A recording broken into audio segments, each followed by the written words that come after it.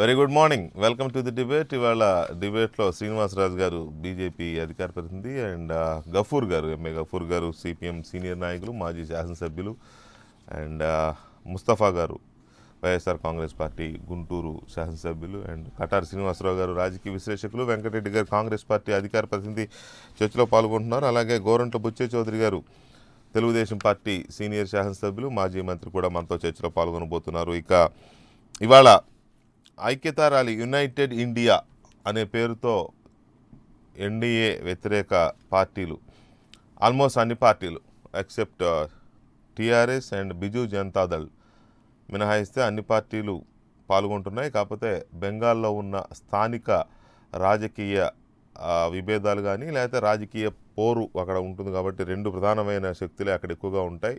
బెంగాల్లో ప్రస్తుతం తృణమూల్ కాంగ్రెస్ వర్సెస్ వామపక్ష కూటమి, ఈ రెండింటి మధ్యనే ఎన్నికలు జరుగుతూ ఉంటాయి కాబట్టి వామపక్షాలు మాత్రం ఈ ర్యాలీకి హాజరు కావడం లేదు. ఎన్డీఏ వ్యతిరేక పోరాటానికి, బీజేపీ వ్యతిరేక పోరాటానికి మద్దతు పలుకుతున్నప్పటికీ ఈ ర్యాలీకి అటెండ్ అవ్వడం లేదు స్థానిక రాజకీయాల దృష్ట్యా. అదర్ దాన్ మిగతా అన్ని రాజకీయ పార్టీలు దీనికి హాజరవుతున్నాయి.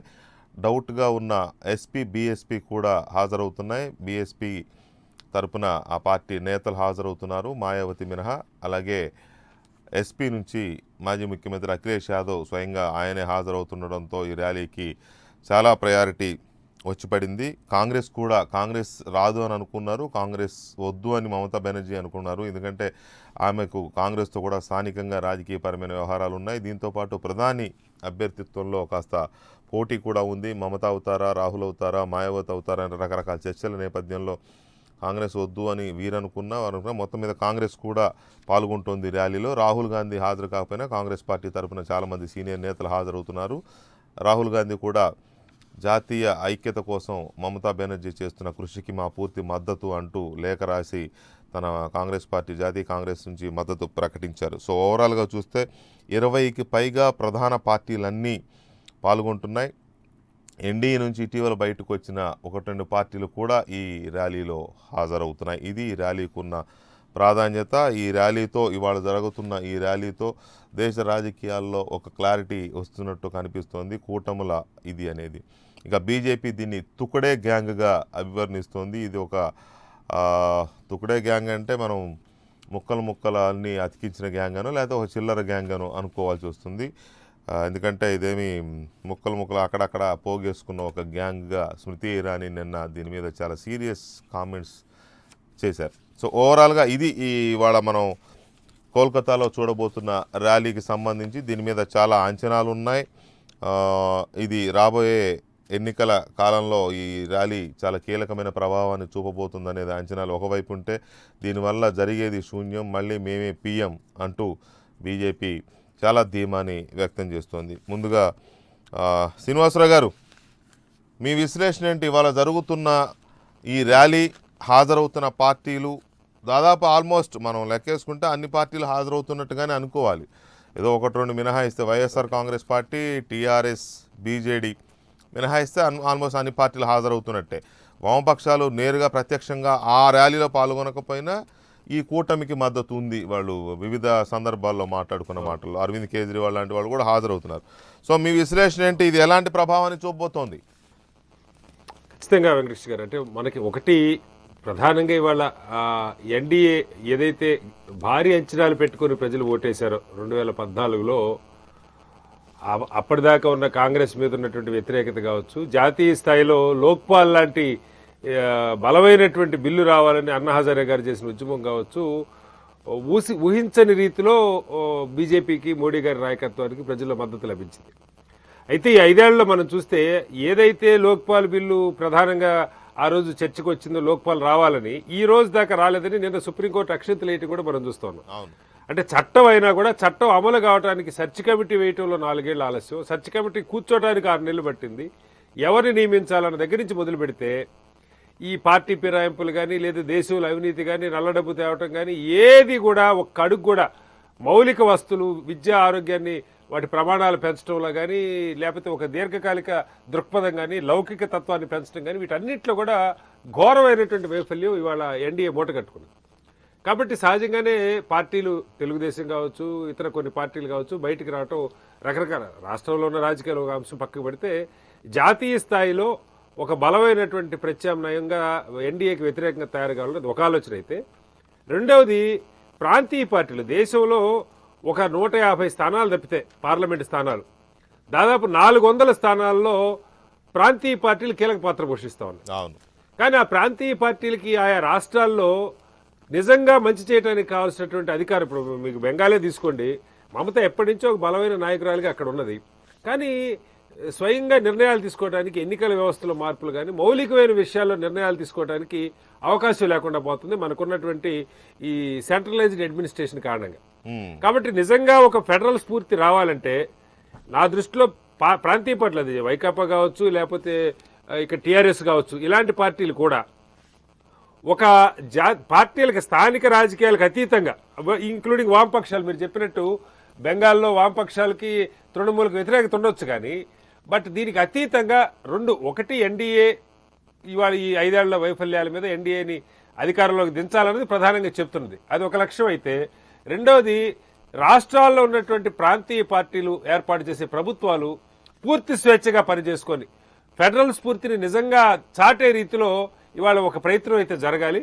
ఆ ఫెడరల్ స్ఫూర్తి అంటే ఏమిటి, రాష్ట్రాలకు ఎలాంటి అధికారం, ఇవాళ దోచుకోవడానికి అధికారం ఉంది కానీ బాగు చేయడానికి అధికారం లేదు. ఎన్నికల వ్యవస్థలో మార్పులు తేవడానికి కానీ, డబ్బు ప్రభావం తగ్గించడానికి కానీ, నిజమైన మంచి పాలన ఇవ్వడానికి కానీ, కీలకమైన నిర్ణయాలు తీసుకోవడానికి కానీ లేకుండా ఒక మోస పద్ధతిలో దేశం నుంచి పంచాయతీ దాకా, పార్లమెంట్ నుంచి పంచాయతీ దాకా ఒకే తరహా రాజ్యాంగం, ఒకే తరహా వ్యవస్థలు మనం ఏర్పాటు చేసుకున్నాం.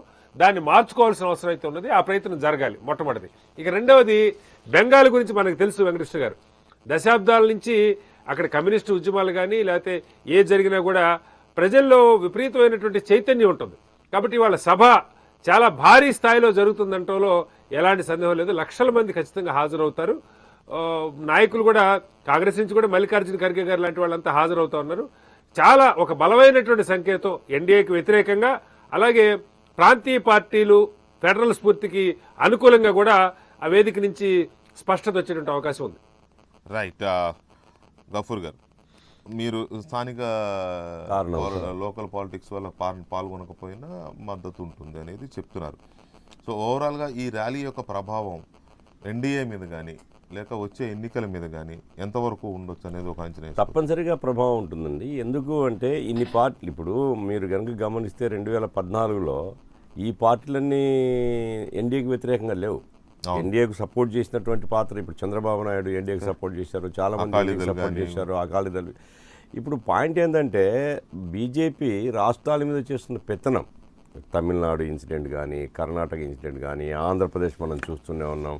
ఆ తర్వాత మమతా బెనర్జీ పెడుతున్నటువంటి కష్టాలు కానీ, ఆ జమ్మూ అండ్ కాశ్మీర్లో చేసినటువంటి పని కానీ, ఆ రకంగా ఏంటంటే మొత్తం అన్ని పార్టీలు కూడా మనం ఈ ప్రభుత్వం మార్చకపోతే ఇక ఈ దేశంలో ప్రజాస్వామ్యం బతకదని ఒక నిర్ణయానికి వచ్చారు.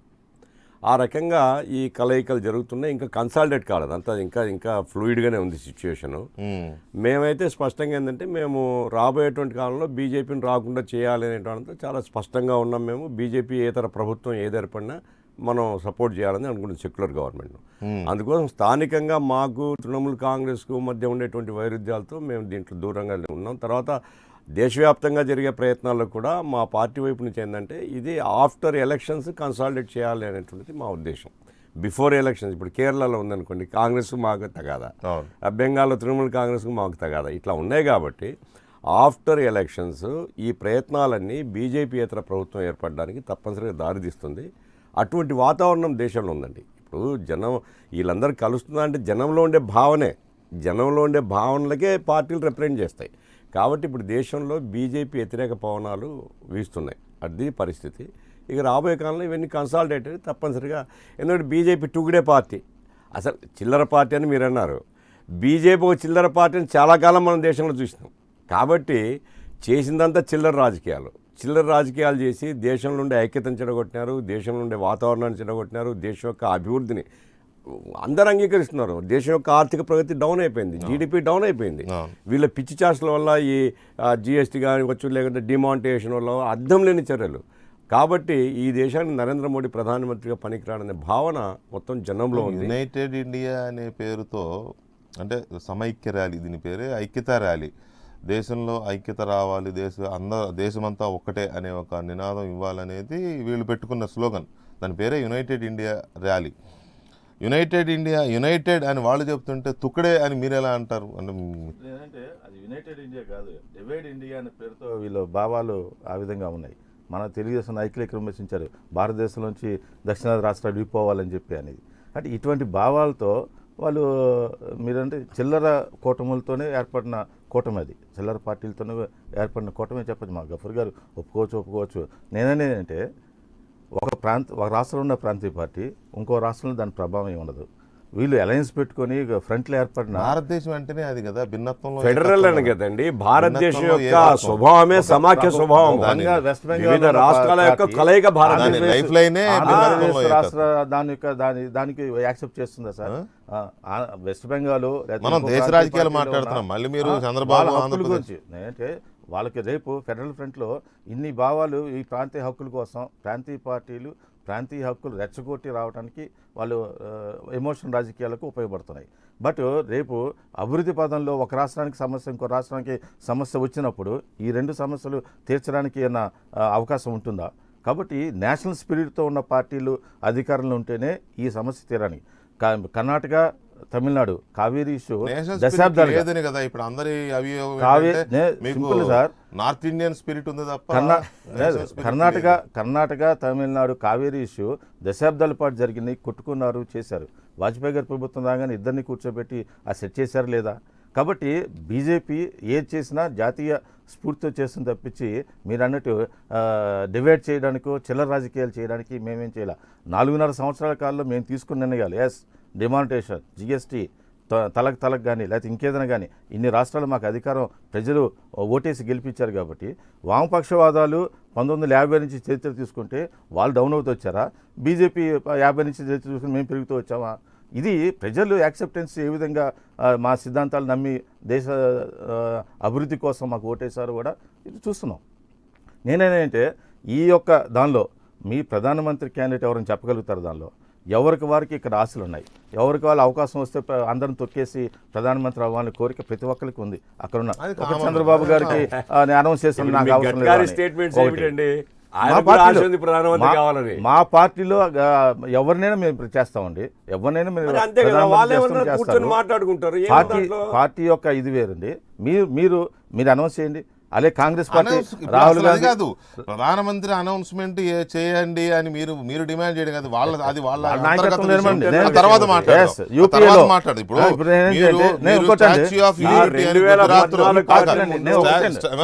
స్టాచ్యూ ఆఫ్ యూనిటీ అని వల్లభాయ్ పటేల్ విగ్రహం ఒకటి గుజరాత్ లో పెట్టినంత మాత్రాన దేశంలో యూనిటీ వచ్చినట్టేనా?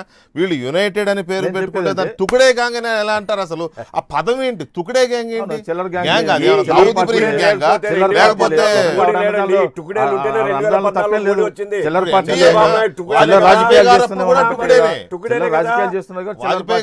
చంద్రబాబు ఏర్పాటు చేసిన టుకుడేనే, ఇప్పుడు ఎన్డీఏలో మోడీ గారు ఏర్పాటు చేసుకున్న టుకుడేనే. కాకపోతే మీకు ఫుల్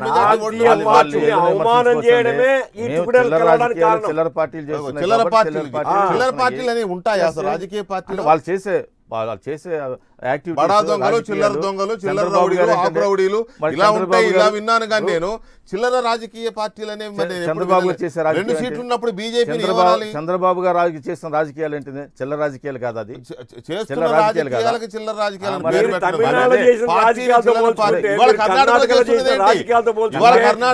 దేశంలో మీకంటే చిల్లర రాజకీయాలు ఏమి చేయడం లేదు. కర్ణాటకలో ఏం చేస్తున్నారు మీరు?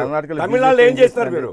వాళ్ళిద్దరి మధ్య కొట్టుకోవడానికి వాళ్ళ సమన్వయం లేక ఆపరేషన్ కమల్ అని పెట్టారు కదా. ఎవరండి పెట్టింది? మీరే పెట్టారు. ఎవరు పెట్టారు? వాళ్ళ మధ్య సమన్వయం లేక ఇది షో చేస్తున్నారు తప్పించి బీజేపీ వాళ్ళ మీద ఇన్ఫ్లుయెన్స్ కానీ డబ్బులు పెట్టి కొనది కానీ లేకపోతే ఇంకే రకరకాల ప్రచారాలు చేస్తున్న ఏదైనా రుజువు అయిందా? మీరు అధికారంలోకి వచ్చారు, వీడియోలు చూపించారు, మీ డిబేట్లోనే వీడియో చూపించి వినిపించారు కూడా. ఒక్కళ్ళు కేసు పెట్టారు సార్? నిజంగా జరుగుంటే కేసు ఎందుకు పెట్టలేదు? బీజేపీ నాయకుల మీద, బీజేపీ ఎమ్మెల్యే మీద, లేకపోతే కేసులు పెట్టకపోవడానికి చాలా కారణాలు. ఎందుకంటే మీరు కేంద్రంలో అధికారంలో ఉన్నారు కర్ణాటక కదా, ప్రభుత్వాన్ని, గాలి కాంగ్రెస్ జనార్దన్ రెడ్డి మీద మీరు నాయకత్వాన్ని కేసులు పెడితే బీజేపీ మేము బెదిరిస్తుందా? ఊరుకుంటామని మీరేమైనా భయపెట్టారేమో. మరి కానీ ఒకటి మీరు కాదు, ఇది ఇప్పుడు ఇంత రాజకీయ దొంగతిరుగుడుగా మాట్లాడకండి, ఫేర్గా మాట్లాడదాం, దొంగతిరుగుడు ఫేర్గా మాట్లాడదాం. అవును, నిజంగా ఆ రోజు టేప్ ఇచ్చారు. శ్రీరాములు అనుచరుడు శ్రీరాములు గాని, జనార్దన్ రెడ్డి గాని, గాలి జనార్దన్ రెడ్డి గారు అనుచరులు జనార్దన్ రెడ్డికి బీజేపీ సంబంధం లేదు. ఎమ్మెల్యేలతో మీరు టేపులు మాట్లాడిన ఇచ్చారు, మరి కేసు ఎందుకు పెట్టలేదు సార్? కేసు ఎందుకు పెట్టలేదంటే మీరేం భయపెట్టారు? ఎలా అంటారు మరి దాన్ని మళ్ళీ భయపడతారా? సిద్ధరామయ్య గారి మీద ముఖ్యమంత్రి అయిన తర్వాత ఆరోపణలు ముఖ్యమంత్రి గారు అయిన తర్వాత బీజేపీ బెదిరిస్తుందా? కాంగ్రెస్ నాయకత్వాన్ని బెదిరిస్తుందా? మరి కర్ణాటకలో మీరు ఇష్టం వచ్చినట్టు మీకు అనుకూలంగా ఏదైనా మాట్లాడుతుంటే కర్ణాటక రాజకీయాల్లో బీజేపీ వాళ్ళిద్దరి మధ్య నేను ముఖ్యమంత్రిని కాదు, నేను గుమస్తాగా అయ్యాను, క్లర్క్ అయ్యానని చెప్పి ముఖ్యమంత్రి స్టేట్మెంట్ ఇచ్చారు సార్. కాంగ్రెస్ తట్టుకోలేక వాళ్ళు చేస్తున్నారు కదా. మీరు ఏమీ చేయకుండా వారం రోజుల నుంచి ఆపరేషన్ కమల ఏం చేస్తారండి? హెడ్డింగ్స్ మా ఎమ్మెల్యేలు వచ్చి ఢిల్లీలో మా నేషనల్ కన్వెన్షన్ ఎందుకు దాక్కుంటారు? నలుగురు ఎమ్మెల్యేలు ఇప్పుడు అప్స్కాండ్ ఎందుకు అయ్యారు? ఎక్కడ దాక్కున్నారు వాళ్ళు? యడ్యూరప్ప గారి దగ్గర దాక్కోలేదా వాళ్ళంతా? చూపించుకోమనండి అంటే మీరు చేసే పనులు ఎక్కడ చూపించుకుంటారు సార్? చౌదరి గారు, చిల్లర పార్టీల తుకుడే గ్యాంగ్, చిల్లర పార్టీల తుకుడే గ్యాంగ్ దీనికి బీజేపీ పెట్టిన పేరు. నిన్న స్మృతి ఇరానీ గారు అండ్ అదర్స్ దీనికి పెట్టిన పేరు. యునైటెడ్ ఇండియా ర్యాలీ అని పెడుతున్న ఈ ర్యాలీకి, ఈ బహిరంగ సభలకి ఒక రకమైన ఉద్యమ రూపం తీసుకొచ్చే ప్రయత్నం చేస్తున్నప్పుడు అఫ్కోర్స్ ఉంటాయి, ప్రధానమంత్రి అవ్వాలనే ఆస్పిరేషన్స్ ఉండొచ్చు మమతా బెనర్జీకి, మాయావతికి, లేదా రాహుల్ గాంధీకి ఉండొచ్చు. మీ పార్టీ చంద్రబాబు నాయుడు గారు మాకు ఆలోచన లేదని చెప్పారు, అది వేరే విషయం అనుకోండి. ఆస్పిరేషన్స్ అనేవి తర్వాత ఎవరికి ఎక్కువ సీట్లు వస్తాయో అందరు కలిసి ఎవరు ఎంచుకుంటారో అది ఆ చర్చ మళ్ళీ తీసుకుందాం మనం. కానీ ఈ ర్యాలీ ప్రభావం భారీగా ఉంటుందనే భావనతోనే దీన్ని ఇంత తక్కువ చేసి చూపించే ప్రయత్నం చేస్తున్నారా వీళ్ళు, లేక నిజంగానే ఇది తుకుడే గ్యాంగా? బుచ్చే చౌదరి గారు. వెంకటకృష్ణ గారు, అన్నవాళ్ళని చెప్పుతో కొట్టాలి, నెంబర్ 1. ప్రజలు కొడతారు సార్ మమ్మల్ని, ప్రజలు కొడతారు సార్, చెప్పులతో కొడతారు. చూడండి, ఎన్ని పార్టీలతో కలిశారు? మీరు తుకడేనా? లుచ్చా పార్టీయా? తుకడే పార్టీయా? ఒళ్ళు దగ్గర పెట్టుకొని మాట్లాడాలి బీజేపీ నాయకత్వం, ఒళ్ళు దగ్గర పెట్టుకొని మాట్లాడాలి బీజేపీ నాయకత్వం. మీ ఆటలు సాగవు ఈ దేశంలో, మీ ఆటలు ఇక సాగవు. ఒకసారి సాగింది తెలుగుదేశం పార్టీ వాళ్ళు అంటే మోసపోయాం, చెప్పులతోటే కొడతారు. మీరు తుకడే కొడతారు, బీజేపీ కాదు ఏం కొడతారు? భాష ఇతర పార్టీలు మాట్లాడేటప్పుడు ఒళ్ళు దగ్గర పెట్టుకొని మాట్లాడారు, అందుకే ఇంత ఘాటుగా మాట్లాడాల్సి వచ్చింది.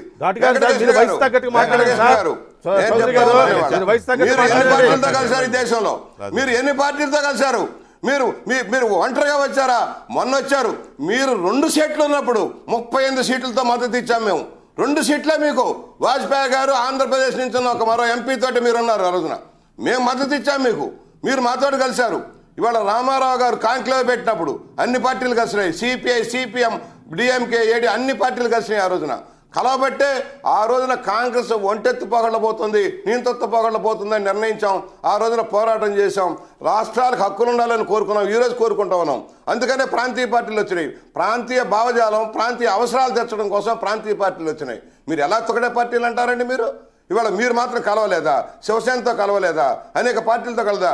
కాశ్మీర్లో మీకు బద్ద వైరుధ్యంగా ఉండే వాళ్ళతోటి ఎలా కలిసారండి? ముస్లిం పార్టీతో ఎలా కలిసారండి? మీరు ఇవాళ అర్ధంతరంగా రద్దు చేశారు. అందుకనే చెబుతున్నాం, అంత ఘాటుగా ఎందుకన్నా చెబుతున్నాం, అనాల్సిన అవసరం లేదు. మీరు తుకడే అన్న చాలా చెడ్డ మాట వాడారు కనుక మీరు మీ పార్టీ అందుకు మాట్లాడాల్సి వచ్చింది. ఇవాళ వెంకటకృష్ణ గారు నెంబర్ 1. ఇవాళ దేశంలో మొన్న ఇంత మెజార్టీతోటి, బహుశా ఇందిరాగాంధీ గారి హత్యానంతరం వచ్చిన మెజార్టీ మరలా మోడీ గారి హయాంలో మొన్న వచ్చింది. దానికి కారణం కాంగ్రెస్ విధానాల్లో లోపభూయిష్టంగా ఉండటంలో జరిగిన పరిణామాల్లో మంచి మెజార్టీతో మోడీ గారు వచ్చారు. వచ్చిన తర్వాత అన్ని పార్టీలకి, అన్ని ప్రాంతాలకి న్యాయం చేయవలసిన వ్యక్తి ఆ విధంగా చేయటంలా ఆయన ఒక కొత్త విధానాల్లో వెళ్తున్నారు. నియంతృత్వ పొగడ్లో మోడీ గారు, అమిత్ షా గారు వాళ్ళ పార్టీలోనే అసంతృప్తి, వాళ్ళ పార్టీలోనే అసంతృప్తి తీవ్రంగా అయినా కూడా నియంతృత్వ పొగడ్లో వెళ్తున్నారు. దేశంలో అనేక వ్యవస్థల్ని అస్తవ్యస్తం చేస్తూ ఉన్నారు. మీరు డిక్టేటర్షిప్, సెమీ డిక్టేటర్షిప్లో వెళ్తున్నారు. ఇవాళ న్యాయ వ్యవస్థను ప్రభావితం చేసేలాగా కొలీజియానికి వ్యతిరేకంగా మీరు ప్రవర్తిస్తూ ఉన్నారు. అలాగే సిబిఐ లాంటి సంస్థలన్నింటినీ కూడా ఇతర పార్టీల ప్రయోగిస్తూ ఉన్నారు. మీరు బెదిరిస్తూ ఉన్నారు, బకాయిస్తున్నారు. మీ పార్టీకి ఫండ్ వస్తుంది, ఎందుకు రాదండి? 1000 కోట్లు మీ పార్టీకి వస్తాయి, మిగతా పార్టీలకు రావు. ఈ దేశంలో మీకే వస్తుంది. ఎందుకంటే అంత సంపదగా ఎలా వస్తుందో మీకు తెలుసు, మాకు తెలుసు. అందువల్ల మీరు ఒక పక్క ఇతర పార్టీని బెదరగొడుతూ ప్రాంతీయ పార్టీని అనగదొక్కుతూ మీరు ఏకపక్షంగా రావాలని మీరు కోరుకుంటున్నారు. ఫలితంగా మొన్న జరిగిన ఎన్నికల్లో ఉప ఎన్నికల్లో మీరు దెబ్బతిన్నారు. దాని ఫలితం ఒకసారి చూసుకోండి. డిమానిటైజేషన్ కావచ్చు, లేక జిఎస్టీలో కావచ్చు, ఏకపక్షంగా వెళ్ళిన ఫలితం ఇవాళ దేశం ఎంతో ముందుకు వెళ్లాల్సింది. ఆర్థిక సంస్కరణల తర్వాత దాన్ని ముందుగా అమలు చేసిన ఆంధ్రప్రదేశ్లో చంద్రబాబు గారి నాయకత్వం, దాని ఫలితాలు హైదరాబాద్కి వచ్చినాయి. ఇవాళ పివి నరసింహారావు గారు కానీ మన్మోహన్ సింగ్ గారు కానీ ధైర్యంగా తీసుకున్న నిర్ణయాల వల్ల దేశంలో ఒక నూతన విధానం వచ్చింది. ఆర్థిక సంస్కరణ ఫలితం దేశానికి వచ్చింది. అభివృద్ధిలో ముందుకు సాగుతున్నాం. అది ముందుకు వెళ్ళవలసింది తిరోగమంలో వెళ్తుంది మోడీ గారి హయాంలో. అందువల్ల ఇవాళ అనేక పార్టీలు మమతా బెనర్జీ గారిని ఒక పక్కన, కేరళలో కమ్యూనిస్టులను ఒక పక్కన, లేక అక్కడ డిఎంకే మీద ఏఐడిఎంకేని భూతద్దంలో పెట్టుకొని ఒక పక్కన డిఎంకేని, ఆంధ్రప్రదేశ్లో జగన్ అడ్డు పెట్టుకొని తెలుగుదేశాన్ని, ఈ విధంగా మీరు బ్లాక్మెయిల్ చేసే విధానాలు ఉన్నారు. కర్ణాటకలో మీ విధానం ఏంటంటే ఇవాళ మీరు పోయారు, ఓకే, మీరు రావాలనుకున్నారు, రాలేకపోయారు. ఎంత విచ్చలవిడిగా ఖర్చు పెట్టినా ఇతర పార్టీలు అనగదొక్కినా మీరు రాలే. ఇవాళ ఆ ప్రభుత్వాన్ని అస్థిరం చేయడం కోసం మీరు చేయని ప్రయత్నం ఏమైనా ఉందా? ఇవాళ అన్ని రాష్ట్రాల్లో, ఈశాన్య రాష్ట్రాల్లో 1-2 సీట్లు ఉన్న చోట మీ ప్రాబల్యం కనపడుతుంది. కానీ మరి మధ్య భారతం అంతా కూడా ఏదైతే కేంద్ర రాజకీయాలను శాసించేది ఉత్తర భారతదేశం, అది అందరూ చెప్పుకునేది. బీజేపీ కావచ్చు, లేక కాంగ్రెస్ కావచ్చు, అధికారంలోకి రావాలంటే అక్కడ ఉత్తర భారతదేశంలో పరిణామాలే దానికి నాంది. దక్షిణ భారతదేశానికి అంత ప్రయారిటీ ఇవ్వరు మీరు ఎప్పుడు కూడా. ఉత్తర భారతదేశానికే ప్రయారిటీ ఇస్తారు. ఉత్తర భారతదేశం రాజకీయాలను ప్రభావితం చేస్తుంది. ఇవాళ ఏమవుతుంది, ఉత్తర భారతదేశంలో మేము ప్రధానమైన 4 రాష్ట్రాలు పోయినాయి మీ చేతిలో నుంచి. ఏకపక్షంగా పార్లమెంటుకు వచ్చిన సీట్లన్నీ పోయినాయి. ఇవాళ మీరు మీ విధానానికి వ్యతిరేకంగా అనేక పార్టీలు సమూహంగా ఇవాళ కలకత్తాలో ర్యాలీ అవుతున్నాయి, రేపు ఢిల్లీలో ర్యాలీ అవుతాయి, ఇవాళ ఆంధ్రప్రదేశ్లో ర్యాలీ అవుతాయి, అన్ని చోట్ల ర్యాలీ అవుతారు.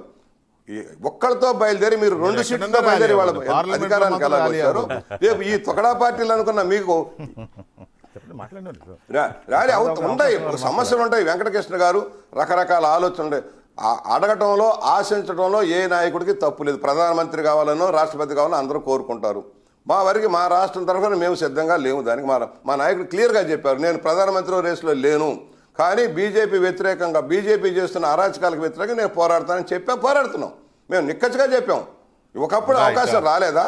చంద్రబాబు గారికి అవకాశం రాలేదా? ఆ రోజున దేవగౌడ గారిని పెట్టినా అడిగారు, ఆయన్ని అడిగారు, అనేక సలహాలు తీసుకున్నారు. వాజ్పేయి గారి టైంలో అనేక సలహాలు, చంద్రబాబు గారి సలహాల మేరకు నడిచిన విధానాలు ఉన్నాయి.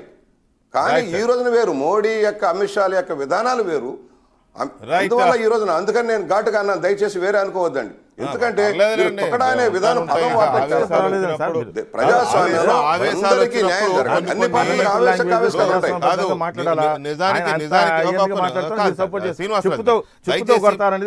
పార్లమెంట్ లాంగ్వేజ్ అంటే చెప్పుతో కొడతాం అనేది పార్లమెంట్ లాంగ్వేజ్. చంద్రబాబు నాయుడు లుచ్చా అన్నది పార్లమెంట్ లాంగ్వేజ్.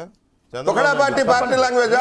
తొకడా పార్టీలు అంటే అది మంచి లాంగ్వేజా? మీ ప్రధానమంత్రితో మాట్లాడుతూనే అంటేనే మీ ప్రధానమంత్రి ఖండించలేదు, నవ్వుతూ మురుచుకున్నారు ఆయన. అరే ప్రధానమంత్రి గారితో మాట్లాడుతూ అది ఖండిద్దాం, అది వేరే. ఖండిద్దామని కాదండి, తప్పుని చెప్పండి. మీరు చెప్పుతో కొడతారు ప్రజలు అన్నారు. What is wrong in that? తప్పు చెప్పండి. అది అన్పార్లమెంటరీ వర్డ్ కాదు. తప్పుడు పనులు చేస్తే ప్రజలు చెప్పుతో కొడతారు అనేది very common word, very common word. అసలు భాష సరిగా లేకపోతే చెప్పండి, అసలు చెప్పండి, అంతేగాని చెప్పుతో కొడతారనేది. అసలు భాష సరిగా లేకపోతే ఎంత పెద్ద నాయకుడైనా నేనే ఆలోచన. అలాంటిది అదే అన్పార్లమెంటరీ వర్డ్ కాదు, అన్పార్లమెంటరీ వర్డ్ ఏం కాదు.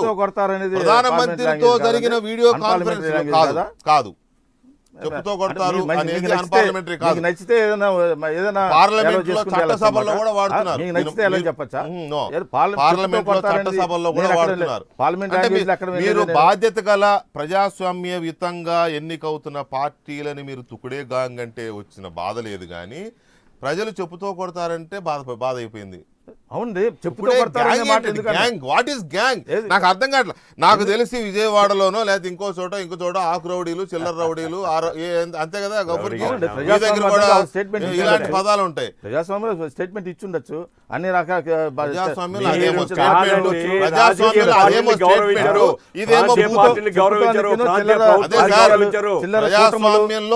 స్టేట్మెంట్, ఇదేమో బూతు. చెప్పుతో కొడతానికి రెండు ఒకటే అవుతాయండి. ప్రజాస్వామ్యంలో అది అదేమో స్టేట్మెంట్, ఎలా వస్తుంది? ఇదేమో మీరు అంటున్నారు కదా చిల్లర పార్టీలకి చిల్లర కూటములు చేరుతున్నాయి ఇలా కూటములు చేరుతున్నాయి, దానికిను చెప్పుతో కొడతారనేది రెండు ఎక్కువ గ్యాంగ్ అంటే కూటమే. ఏంది గ్యాంగ్ అంటే ఏంటి చెప్పండి, మీరు చెప్పండి. పార్టీలే కదా. నాకు తెలిసి గ్యాంగ్ అంటే అది నెగిటివ్. పొగడా పదం ఏంటండి? పొగడా పదం అంటే ఏంటి? అది గౌరవపదమా? ఈ దేశంలో ఉన్న అన్ని పార్టీలు గౌరవప్రదమైన పార్టీలు కాదా? తృణమూల్ కానీ, తెలుగుదేశం కానీ, డిఎంకే కానీ, వీళ్ళంతా తొగడా నాయకులా? వీళ్ళంతా తొగడా నాయకులా? నెగిటివ్ సెన్స్ ఏం మాట్లాడారు మీరు? తొగడా నాయకులను మాట్లాడినప్పుడు అనకేం చేస్తారు? ప్రజలు చెప్పుతో పడతారు, అనకేం చేస్తారు? ఒక్కో రాష్ట్రం పరిపాలనలో ఉన్నాయి. దేశంలో ఇప్పుడు చాలా రాష్ట్రాల్లో పరిపాలన ఉండేటువంటి పార్టీని ఒక చోట కూర్చుంటుంటే కనీసమైనటువంటి విలువ లేకుండా గౌరవం ఇవ్వాలి కదా. ప్రజాస్వామ్య సాంప్రదాయం బహిరంగ సభలు అభ్యంతరం లేదు, తుక్కడే గ్యాంగ్ అన్న తర్వాత గౌరవించాలి కదా సార్. మీరు కూటములు పెట్టుకోవడానికి చేయడానికి ప్రజాస్వామ్యంలో ఏదైనా మాట్లాడచ్చు. స్పోక్స్ పర్సన్ గా ఒక రాజకీయ పార్టీ ఒక కార్యక్రమం చేస్తున్నప్పుడు నచ్చకపోతే విమర్శించవచ్చు, డెఫినెట్ గా విమర్శించవచ్చు. ఈ పార్టీలకి నిలకడ ఉందా, అసలు ఈ పార్టీలకు ఉన్న స్టెబిలిటీ ఏంటి, గతంలో వీళ్ళు కొట్టుకు చావలేదా, ముగ్గురు ప్రధానులు మారలేదా, దేవగౌడ, గుజరాలు, ఇట్లా మారలేదా, ఇలాంటి అన్ని ఉదాహరణలు చెప్పి మరి వీళ్ళకి ఎక్కడ నిలకడ ఉంది, ప్రజలు వీళ్ళని ఎక్కడ ఆదరిస్తారని చెప్పి చాలా సున్నితంగా వాజ్పేయి గారు మాట్లాడి పరువు తీసి రోడ్డును పెట్టవచ్చు కదా. కానీ వాజ్పేయి భావజాలాన్ని వదిలేసి, వాజ్పేయి వారసత్వాన్ని వదిలేసి ఈ రకమైన పదాలు వాడుతుంటే పార్లమెంట్లోనూ వాడి బయట వాడితే ఇలాంటి చర్చ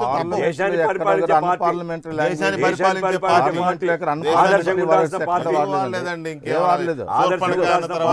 ఒక ఎంపీని పట్టుకొని సూర్పణకి అన్నారండి, ఎక్కడ అన్నారండి? మీ మంత్రి అన్నారండి. ఎవరన్నారు? మీ మంత్రి లేదు, మీ మంత్రి అన్నారు రామాయణం గుర్తొస్తుందని చెప్పి అన్నారు, కానీ సూర్పణక అనేది మీరు ఊహించేసుకున్నారు, లేదా ఆవిడ ఊహించేసుకుంది. ఎక్కువ రామాయణం గుర్తొస్తుంది.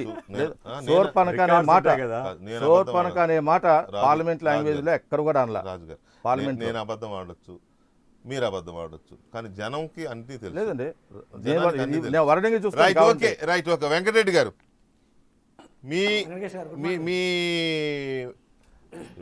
మీ భావన ఏంటి? కాంగ్రెస్ వెళ్ళదు ర్యాలీకి అనుకున్నారు, కానీ కాంగ్రెస్ కూడా వెళుతోంది. రాహుల్ గాంధీ గారు కాకుండా పార్టీ ప్రతినిధులు మల్లికార్జున్ ఖర్గే గారు వారు వెళ్తున్నారు. రాహుల్ గాంధీ కూడా లెటర్ రాశారు.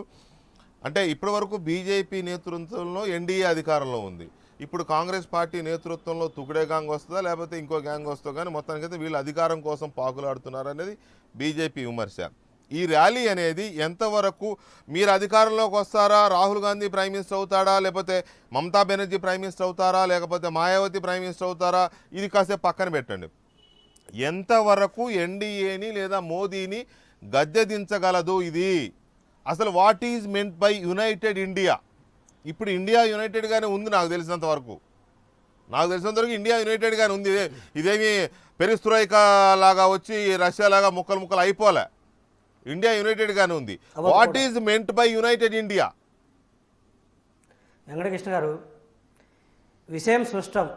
బీజేపీ వాళ్ళు చెప్పినట్టుగా దశాబ్దాలుగా జరగనటువంటి విధ్వంసం ఈ 5 సంవత్సరాల్లో జరిగింది.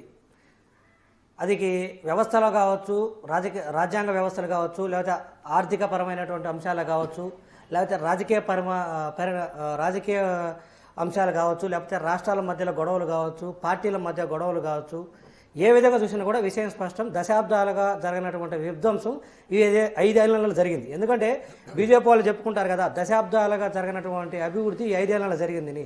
సిగ్గుండాలి బీజేపీ వాళ్ళకి.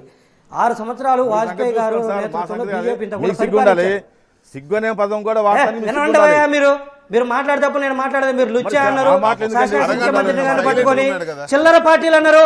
చిల్లర పార్టీలు ఉంటాయి దేశంలో, నీలాంటి చిల్లర నాయకులు ఉంటారు, కానీ వాజ్పేయి మోడీ లాంటి చిల్లర నాయకులు ఉంటారు, కానీ చిల్లర పార్టీలు ఉండవు దేశంలో. గుర్తుపెట్టుకోండి, వ్యక్తులు చిల్లర వ్యక్తులు ఉండరు బై క్యారెక్టర్, బట్ పార్టీలకు ఏ పార్టీ కావచ్చు, బీజేపీ చిల్లర నాయకులు ఉంటారు కానీ చిల్లర పార్టీలు ఉండవు.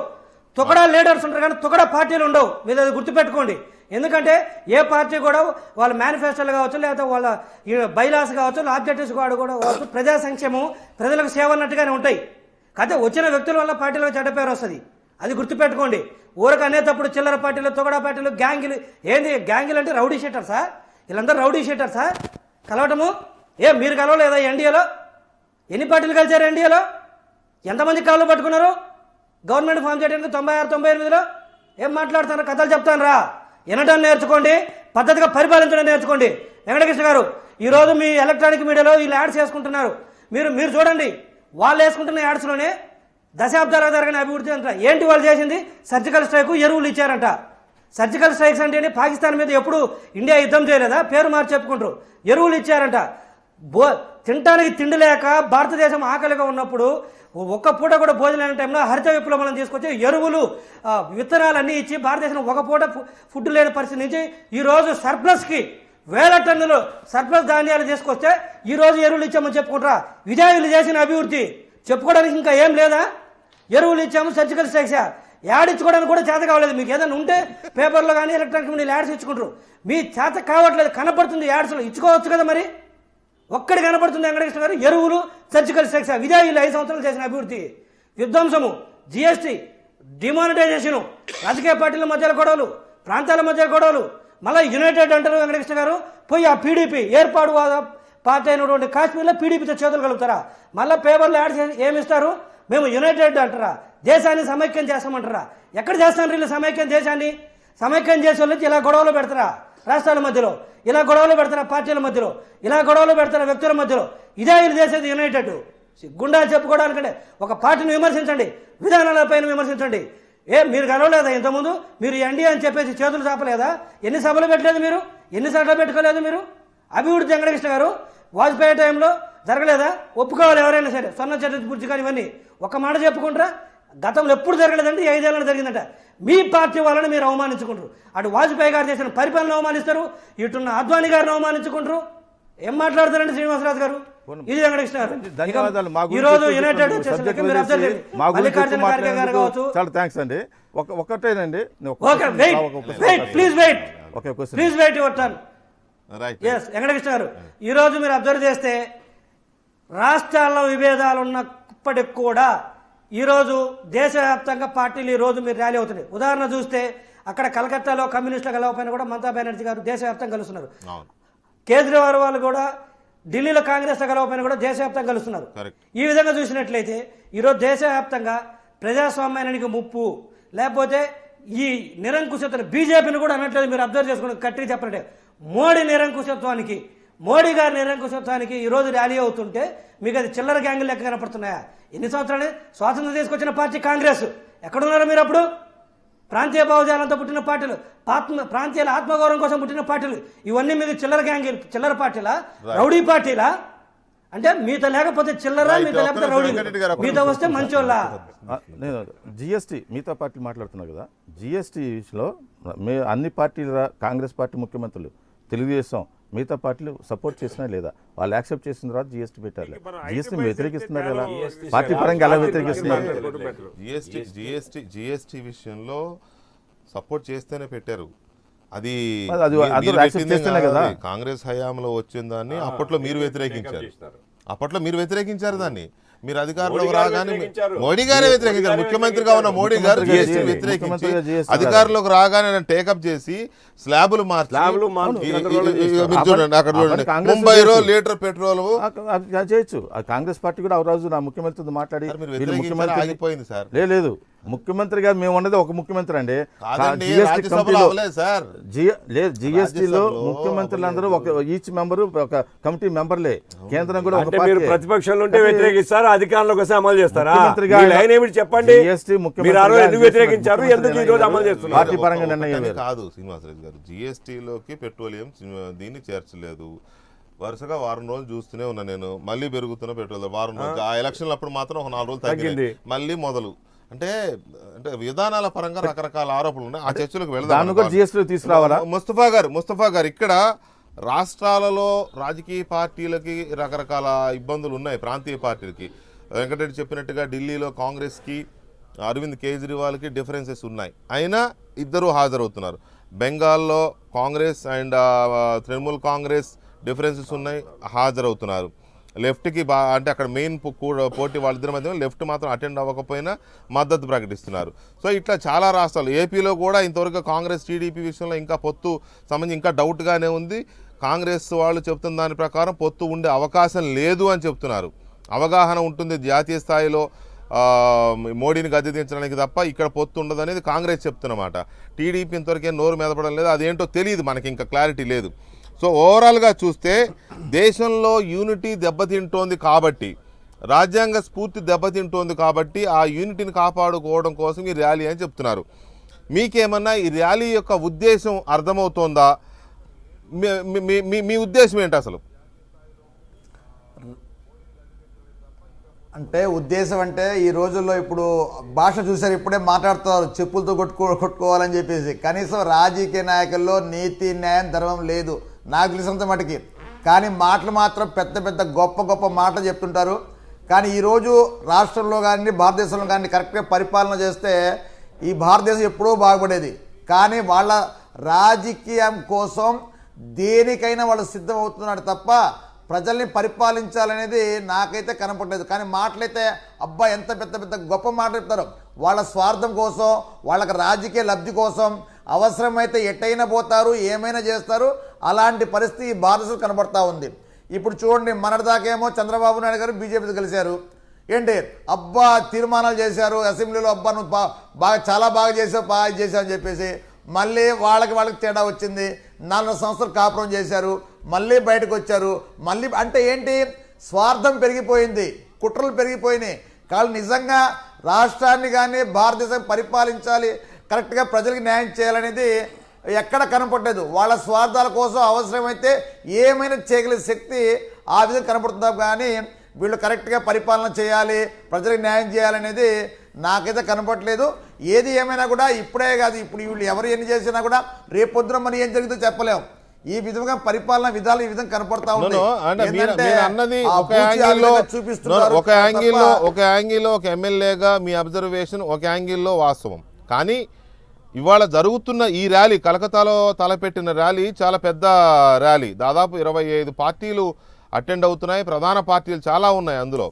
వీటి ఉద్దేశం ఏంటంటే కేంద్రంలో మోదీ ప్రభుత్వ విధానాలకు వ్యతిరేకంగా చేస్తున్న ర్యాలీ ఇది. ఈ ర్యాలీలో మీరు పాల్గొనడం లేదు, టీఆర్ఎస్ పాల్గొనడం లేదు, ఎన్డీఏ పార్టీలు ఎలాగో పాల్గొనవు దానికి వ్యతిరేకం కాబట్టి. మీ 2 పార్టీలు బయట నుంచి పాల్గొనడం లేదు. ఎవరు ఎప్పుడు ఎటుపోతారో ఎవరికి తెలియదు. ఇప్పుడు మీరు చూస్తున్నారు కదా, చంద్రబాబు నాయుడు గారు గతంలో ఏమన్నారు, తల్లి కాంగ్రెస్ పిల్ల కాంగ్రెస్ అన్నారు. ఇట్లా అయిందంటే ముస్తఫా గారు ఒక్క మాట, ఎమ్మెల్యే గారు ఒక్క మాట వినండి. ఇది గుంటూరు రాజకీయం గురించి లేకపోతే ఏపీ రాజకీయం గురించి మనం చర్చించట్లే, దేశవ్యాప్తంగా ఉన్న రాజకీయం గురించి చర్చిస్తున్నాం. దేశవ్యాప్తంగా ఇవాళ ఉన్న సిచ్యువేషన్ లో మోదీ పరిపాలన లేదా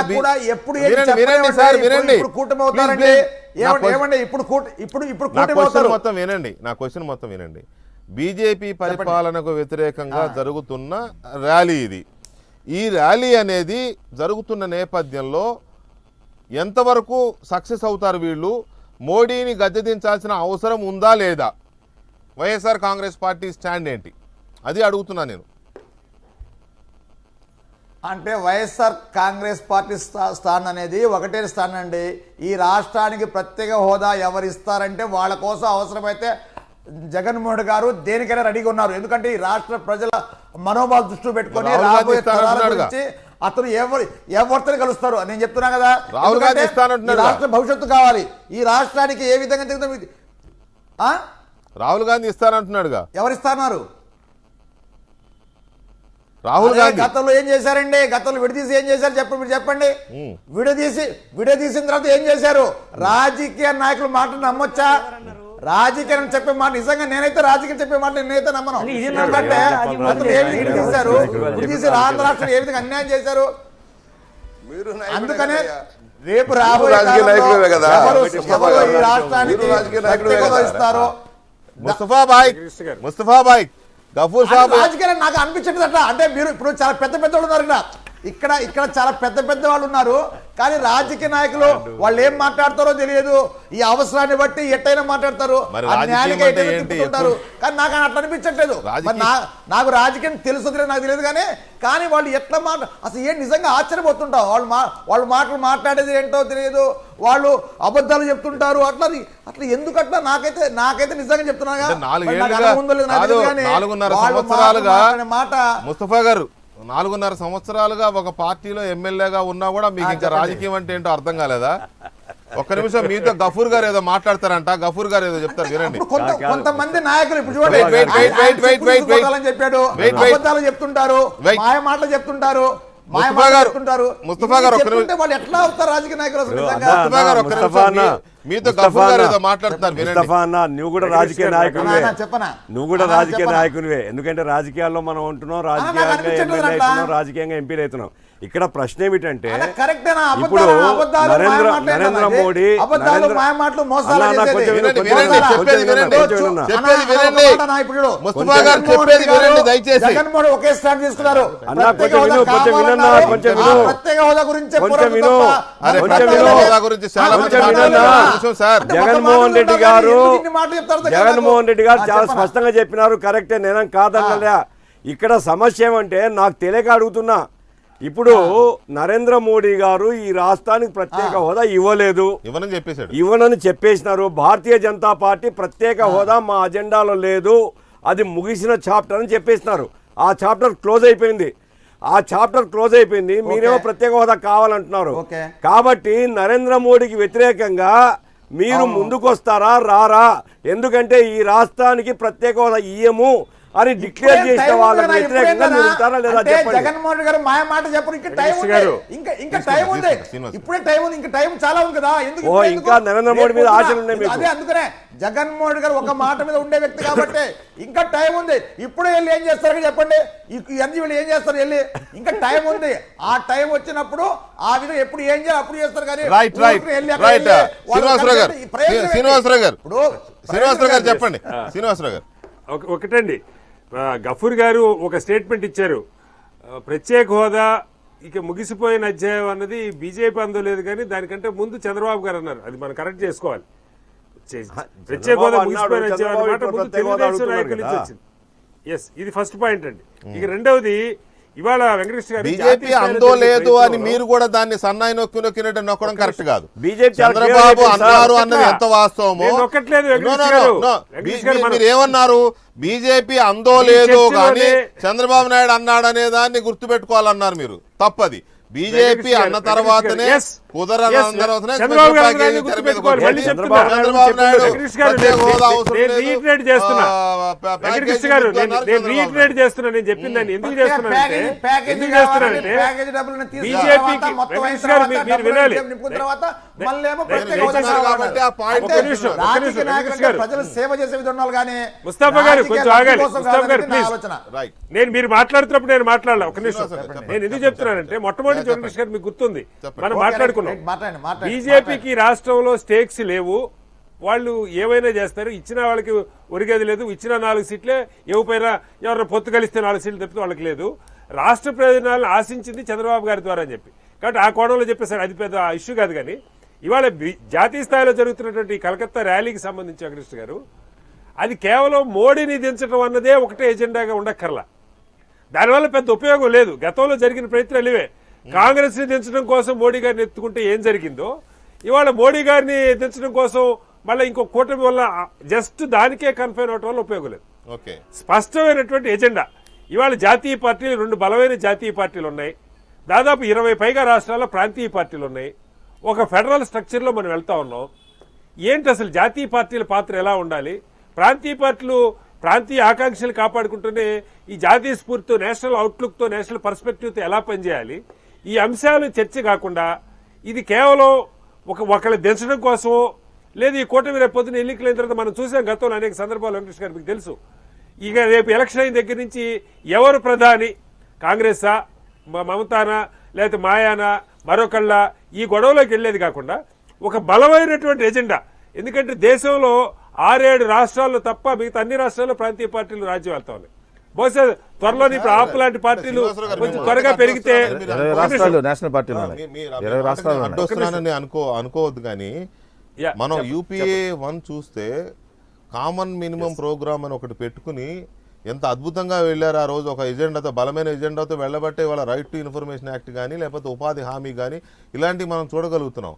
అలాంటి ఎజెండాలు ఉండవని మనం ఎందుకు అప్పుడే ఒక కంక్లూజన్ వస్తున్నాం? మనం కోరుకోవడం తప్పేం కాదు.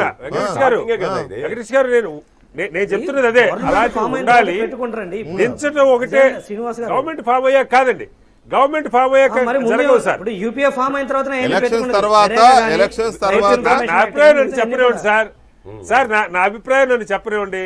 నేను మీరు అన్ని ముందే ఇప్పుడే ప్రధాని చెప్పారు, ఎవరు ముందని నిర్ణయించారు? దింపనీయండి. ముందు నెత్తిన బరువు దింపుకుంటే వెంకటరెడ్డి గారు, దరిద్రం పోతుంది. వెంకటరెడ్డి గారు, చేయొచ్చు ఇవన్నీ. మీ నాయకుడు ప్రధాని ముందు కావాలని బరువు మీరు కోరుకోండి, నాకు అభ్యంతరం లేదు. నా పాయింట్ అది కాదు.